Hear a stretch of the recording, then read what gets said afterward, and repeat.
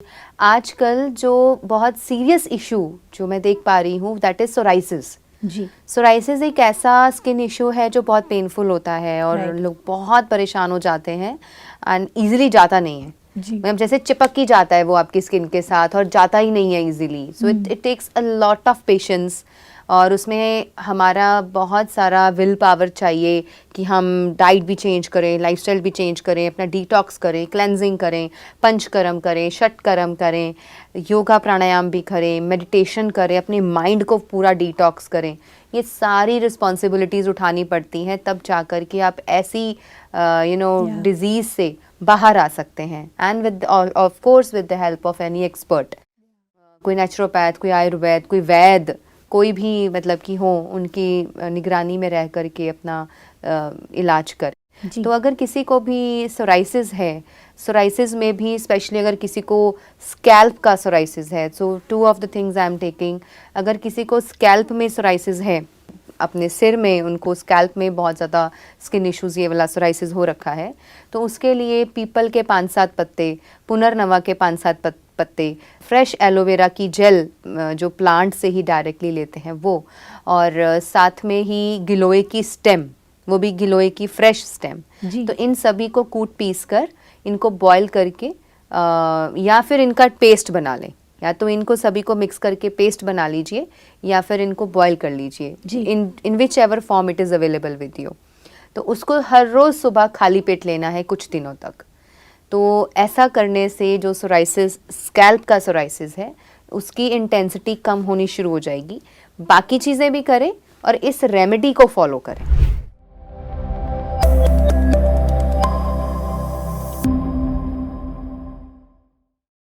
नमस्कार दोस्तों, स्वागत है आप सभी का हमारे प्रोग्राम जिंदगी बने आसान में।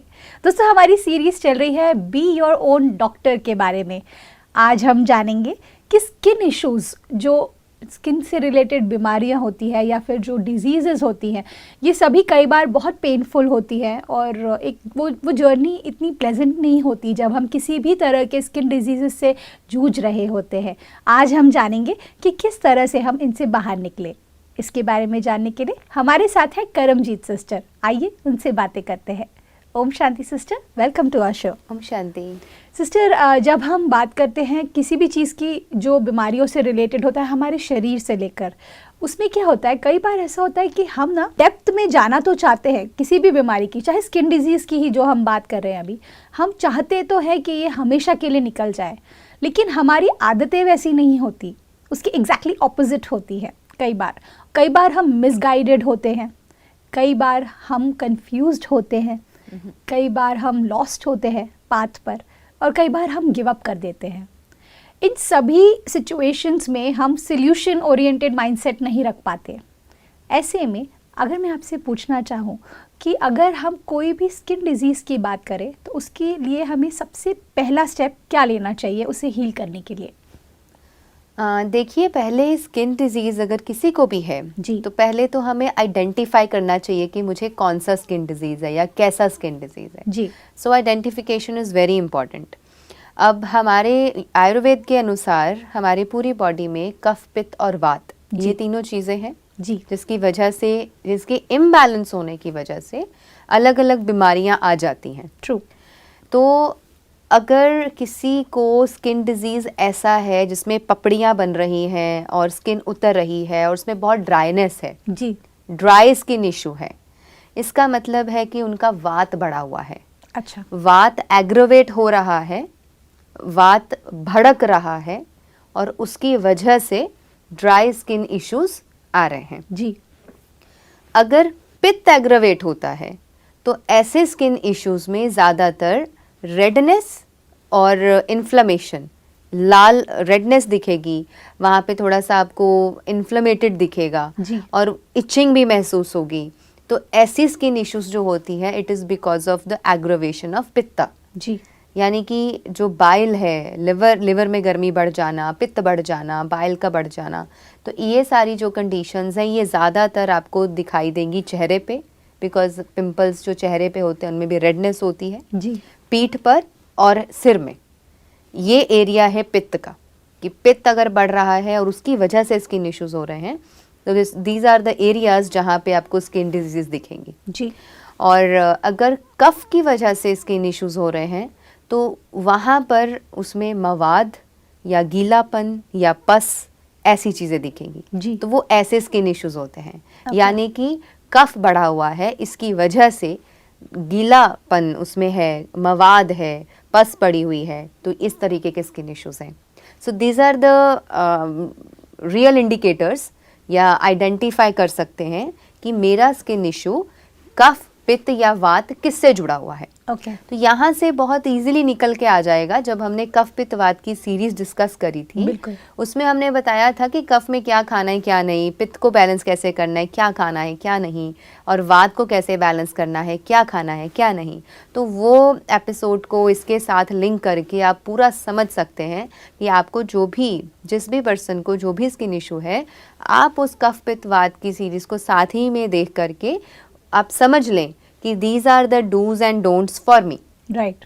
तो आपको कहीं ना कहीं हेल्प कर देंगे और आप गलतियां नहीं करेंगे। राइट। क्योंकि खाने पीने की कुछ गलतियां जब हम कर लेते हैं तो एग्रावेट हो जाता है, और एग्रावेशन जब होती है तो समझ में ही नहीं आता इंसान को कि हम क्या करें। They start popping in tablets, या they start going to different doctors and dermatologist, अलग अलग डर्मेटोलॉजिस्ट के पास जाएंगे, अलग अलग स्किन स्पेशलिस्ट के पास जाएंगे, तरह तरह के प्रोडक्ट्स यूज़ करेंगे। लेकिन जो भीतर अपना डिटॉक्स करना चाहिए और एक आयुर्वेद की समझ से जो अपने आप को संभाल लेना चाहिए, वो हम अगर खुद ही कर पाएँ तो ज़्यादा हमारे लिए बेनिफिशियल रहेगा। सिस्टर, आपके पास कई सारे ऐसे पेशेंट्स आते हैं जिनको स्किन का प्रॉब्लम होता है। आई एम श्योर उसमें से आपने बहुत सारे मासेस को देखा होगा, वैरायटी ऑफ पीपल जिनको वैरायटी ऑफ प्रॉब्लम्स है आपने फेस किया होगा। अब मैं जानना चाहती हूँ सिस्टर कि उनमें से कुछ कॉमन अगर हम डिस्कस करें, जो कॉमन डिजीज़ेज़ है और उनकी कुछ सोल्यूशंस हमारे दर्शकों तक पहुँचा सके तो it will be really helpful. Actually skin diseases की बहुत तरह के प्रॉब्लम्स लेकर के लोग आते हैं, लेकिन आजकल जो बहुत सीरियस इशू जो मैं देख पा रही हूँ दैट इज़ सोराइसिस। जी। सोराइसिस एक ऐसा स्किन इशू है जो बहुत पेनफुल होता है और लोग बहुत परेशान हो जाते हैं एंड ईजिली जाता नहीं है। मतलब जैसे चिपक ही जाता है वो आपकी स्किन के साथ और जाता ही नहीं है easily. So it takes a lot of patience, और उसमें हमारा बहुत सारा विल पावर चाहिए कि हम डाइट भी चेंज करें, लाइफस्टाइल भी चेंज करें, अपना डिटॉक्स करें, क्लेंजिंग करें, पंचकर्म करें, षटकर्म करें, योगा प्राणायाम भी करें, मेडिटेशन करें, अपने माइंड को पूरा डिटॉक्स करें। ये सारी रिस्पॉन्सिबिलिटीज़ उठानी पड़ती हैं, तब जा कर के आप ऐसी डिजीज़ से बाहर आ सकते हैं। And with of course with the help of any expert, कोई नेचुरोपैथ, कोई आयुर्वेद, कोई वैद्य, कोई भी मतलब कि हो, उनकी निगरानी में रह करके अपना इलाज करें। तो अगर किसी को भी सोराइसिस है, सोराइसिस में भी स्पेशली अगर किसी को स्कैल्प का सोराइसिस है, सो 2 of the things I am taking. अगर किसी को स्कैल्प में सोराइसिस है, अपने सिर में उनको स्कैल्प में बहुत ज़्यादा स्किन इश्यूज़ ये वाला सोराइसिस हो रखा है, तो उसके लिए पीपल के 5-7 पत्ते, पुनर्नवा के 5-7 पत्ते, फ्रेश एलोवेरा की जेल जो प्लांट से ही डायरेक्टली लेते हैं वो, और साथ में ही गिलोय की स्टेम, वो भी गिलोय की फ्रेश स्टेम। तो इन सभी को कूट पीस कर इनको बॉईल करके या फिर इनका पेस्ट बना लें, या तो इनको सभी को मिक्स करके पेस्ट बना लीजिए या फिर इनको बॉईल कर लीजिए, in whichever form it is available with you. तो उसको हर रोज़ सुबह खाली पेट लेना है कुछ दिनों तक। तो ऐसा करने से जो सोराइसिस, स्कैल्प का सोराइसिस है, उसकी इंटेंसिटी कम होनी शुरू हो जाएगी। बाकी चीज़ें भी करें और इस रेमेडी को फॉलो करें। इस रेमेडी को हर रोज़ लें अगर इन सभी चीज़ों से, क्योंकि पुनर्नवा को इटसिट बोलते हैं पंजाब की साइड में, नॉर्थ इंडिया की साइड में उसे इटसिट बोलते हैं, इटसिट के पत्ते होते हैं, या फिर आप उसे पुनर्नवा की लीव्स बोल दीजिए। तो ये आम ऐसे ही अवेलेबल होगा, बिकॉज एलोवेरा सबके घरों में लग जाती है, और giloy it is very frequently seen roadside, कहीं पर भी आपको दिख जाएगी। और देन इटसिट, पुनर्नवा और पीपल का पेड़ भी आपको आसपास मिल ही जाएगा। तो ये बहुत इजीली अवेलेबल रेमेडी है, बहुत इजीली अवेलेबल ये चारों औषधियाँ हैं। आप इनको लीजिए और इनका सेवन सुबह खाली पेट करें। ओके। और इसी के साथ अप्लाई करने के लिए जैसे कि नारियल का तेल, शुद्ध वर्जिन नारियल का तेल ले लें, 50 ग्राम, उसमें शीशम के पत्ते और पीपल के पत्ते, या फिर उसमें शीशम और नीम ले लें, नीम के पत्ते, शीशम के पत्ते, इनको लेकर के आप उसको बॉईल कीजिए, उस तेल में ही इनको बॉईल कीजिए जी। और उस ऑयल को भी आप अप्लाई कर सकते हैं, क्योंकि Okay. शीशम ठंडा होता है और नीम थोड़ा सा गर्म है, बट एंटी फंगल और एंटीसेप्टिक उसमें क्वालिटीज़ होती हैं, तो एंटीबैक्टीरियल होता है। जी। और शीशम ऑल टुगेदर ठंडक प्रोवाइड करती है, और नारियल का तेल हमारी स्किन के लिए स्किन फ्रेंडली होता है। तो इस तेल को प्रिपेयर करके इसकी एप्लीकेशन भी हर रोज़ स्कैल्प में की जा सकती है। तो इस तरीके से स्कैल्प सोराइसिस से बचा जा सकता है। बिल्कुल।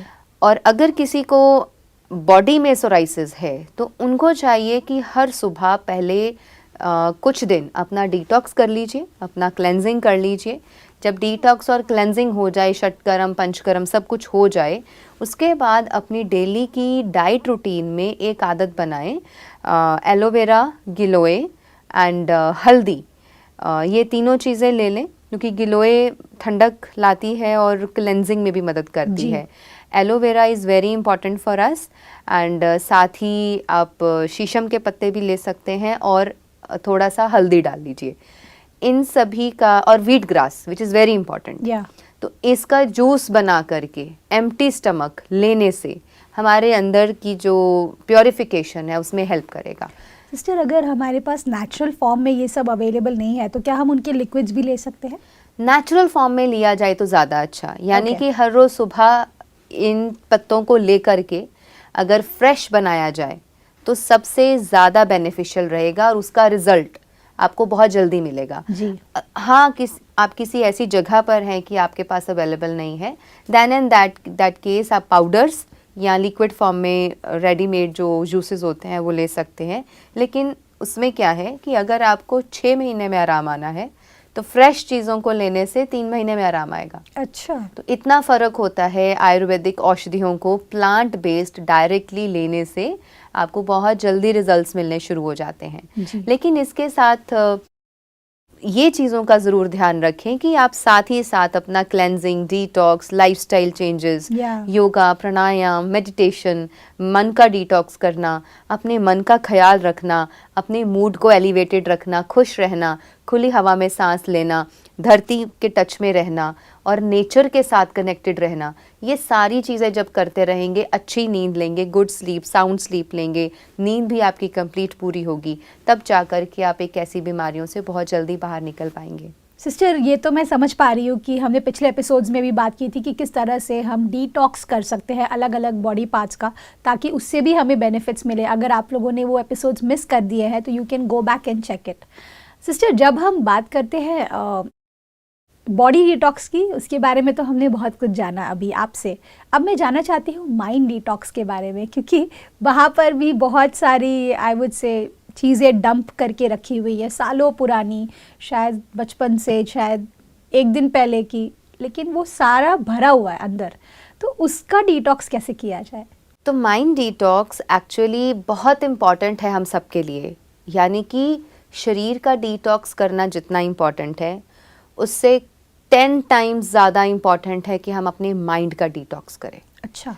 तो वो लोग जो बहुत ओवर थिंकिंग करते हैं, या बहुत सालों का कचरा, बहुत सालों की बातें, बहुत सारी चीज़ें, कन्फ्यूजन्स, प्रॉब्लम्स एंड मतभेद, या बहुत सारे कंप्लेंट्स, ग्रजेस, इस तरीके की बहुत सारी चीज़ें अगर दिमाग में रखे हुए हैं और बहुत सारी बातों को पकड़ पकड़ के रखा हुआ है, तो यानी कि माइंड का डिटॉक्स होना बहुत ज़रूरी है। जी।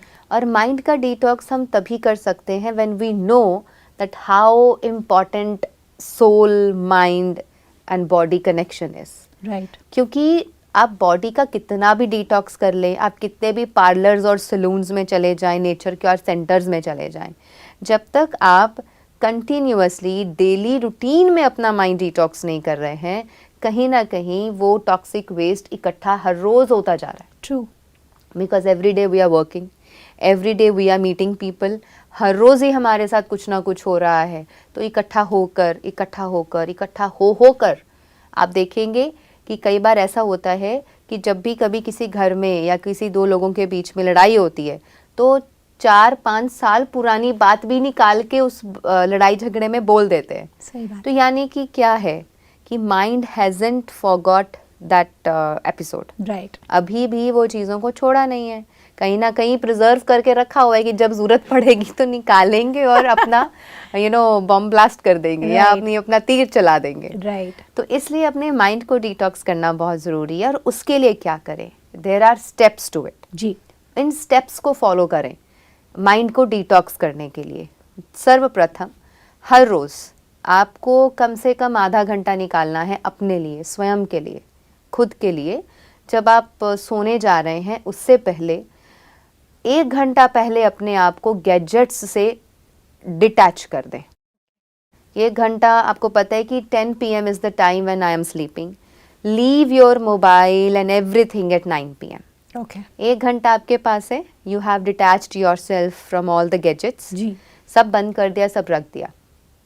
तो सबसे पहले आप बैठ जाएं अपने साथ, अपना हाथ मुंह धो करके, फ्रेश होकर के, आप रिलैक्स होके किसी ऐसी जगह पर बैठें जो जगह आपको बहुत पसंद हो। ओके। जहाँ पे आप कोजी फील करें, वार्मथ फील करें। It can be your bed, it can be your living room, it can be in nature, may be the terrace, may be the terrace, Yes. May be in moonlight, right. May be in a garden, may be आप किसी झूले पर बैठे हैं, या आपके घर में ही फाउंटेन है, या रोड साइड जाना चाहते हैं, या किसी लेक पे जाना चाहते हैं। Wherever one is comfortable, उस समय वहाँ आप जा कर के बैठिए जहाँ आपके मन को बहुत पीसफुल लगे, बहुत रिलैक्सेशन लगे, वहाँ बैठ जाइए and take a copy pen with you. तो वहाँ बैठ कर के पहले एनालाइज कीजिए। The third step, start analysing your mind. क्या है ऐसा जो मन में खटक रहा है? क्या है ऐसा जो मन को बार बार तंग करता है?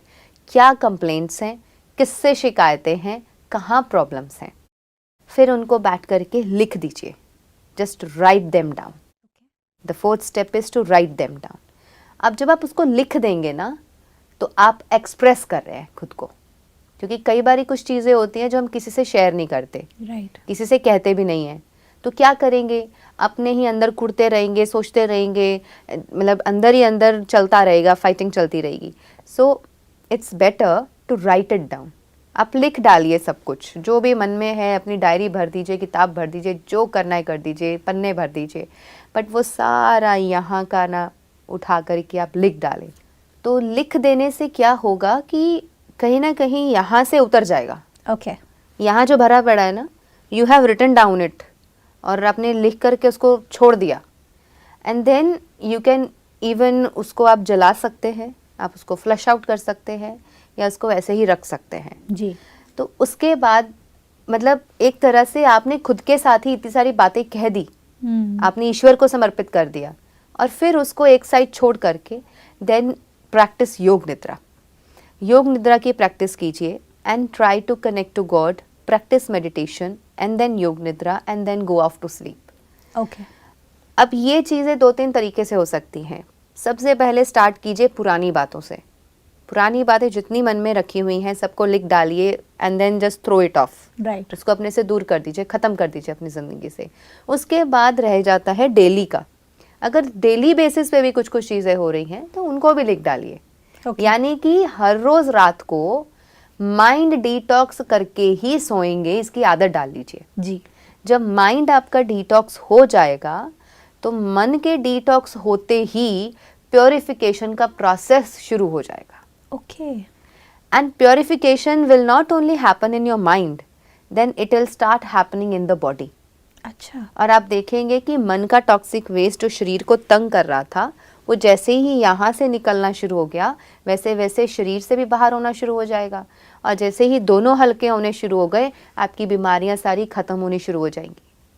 And you won't even realise कि आप अपने खुद के डॉक्टर बन गए, आप खुद ही चिकित्सक बन गए।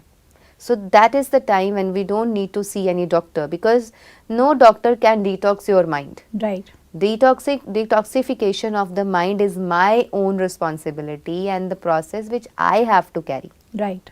वहाँ कोई थर्ड पर्सन हमें नहीं ज़बरदस्ती कर सकता है। बिकॉज सपोज मैं परेशान हूँ जी। या कोई बात है जो मुझे तंग कर रही है, आप आकर के मुझे सजेस्ट करते हैं, सोचना नहीं ज़्यादा, इसको भूल जाओ, आप वरी मत करो। पर आप कितना भी कहो, आपको मैं कह दूंगी हाँ आप ठीक कह रहे हैं, ओके ओके मैं नहीं सोचूंगी, लेकिन जैसे ही आप चले जाएंगे I will still start thinking about it and I will keep thinking और वो चलता ही रहेगा। Right, this is how people develop over thinking patterns. Okay, तो वो छोड़ते ही नहीं है एक बात को, उसी में घुस जाते हैं, उसी में से पता नहीं क्या कौन से हीरे जवाहरात खोजने लगते हैं ओवर थिंकिंग कर करके। Right. So detoxing the mind before going to bed is one of the best remedy और one of the best options for everybody. अगर कोई भी बीमार है उसको ये छोड़ देना चाहिए। सिस्टर आप एकदम सही कह रहे हैं। मुझे खुद को ऐसा फील हो रहा है कि अंदर से जो थॉट्स कॉन्स्टेंटली चल रहे होते हैं, just by thinking about it कि मैं उसे पेन डाउन करूँगी और मेरे सिस्टम से बाहर निकालूंगी और उससे एक अपने आप से बात करूँगी, जो भी बहुत ज़रूरी है माइंड डिटॉक्स के लिए। Thank you so much sister for this valuable input. ओम शांति। ओम शांति। दोस्तों आज के एपिसोड में मैं तो बहुत खुश हूँ क्योंकि मुझे तो बहुत सारे सॉल्यूशंस मिले हैं मेरे सारे प्रॉब्लम्स के। हमारा जो ये सीरीज़ चल रहा है ना दोस्तों, ये एक तरीके से आपके लिए एक बुक की तरह है जिसमें सारा इन्फॉर्मेशन भरा हुआ है। आपको बस उससे हर दिन आकर यूज़ करना है अपनी लाइफ में और उसके फ़ायदे देखने हैं।